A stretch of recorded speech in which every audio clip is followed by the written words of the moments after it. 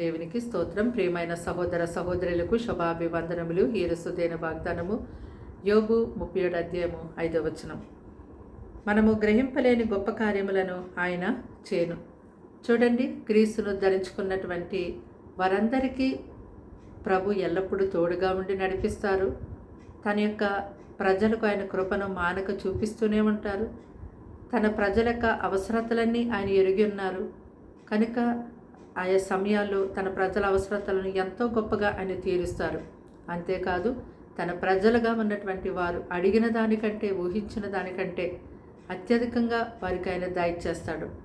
మరి మీరు ఈ సమయమందు ఈ మాటలు వింటున్నటువంటి మీ యొక్క జీవితంలో ఎలాంటి అవసరతలు కలిగి మీరు దేవునికి మొరపెడుతూ ఉన్నారో ఆయన అంటున్నారు కదా, నీవు అడిగిన దానికంటే ఎక్కువగా, అలాగే నువ్వు గ్రహింపలేనటువంటి గొప్ప కార్యములను నేను నీ జీవితంలో జరిగించబోతున్నానని ప్రభువే నీతో మాట్లాడుతూ ఉంటుండగా, ఆయన యొక్క మాట యందు నువ్వు నమ్మిక ఉంచి ఆయన సన్నిధిలో కనిపెట్టి వేచి ఉండు.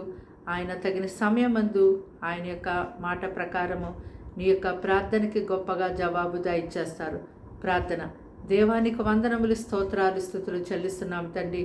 ఈ మాటలు వింటున్నా నీ బిడ్డలు మీ రక్తంతో కడిగి ముట్టి స్వస్థపరిచి బలపరచండి. వారికి వారింటి వారికి నీ రక్షణ కేడము దాయిచ్చేయండి. వారింట్లో ఉన్న ప్రతి శోధనలు దూరపరచండి.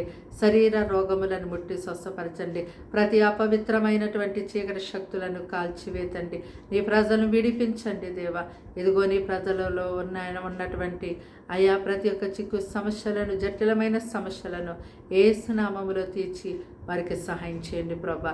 ఈ దినమంతా పగలు రాత్రి వారికి మీరు తోడుగా ఉండి కాచి కాపాడి దీవించి సహాయం చేయమని యేసుక్రీస్తు నామములో ప్రార్థన వినంతో సమర్పించి అడిగి వేడుకుంటున్నాం తండ్రి. ఆమేన్.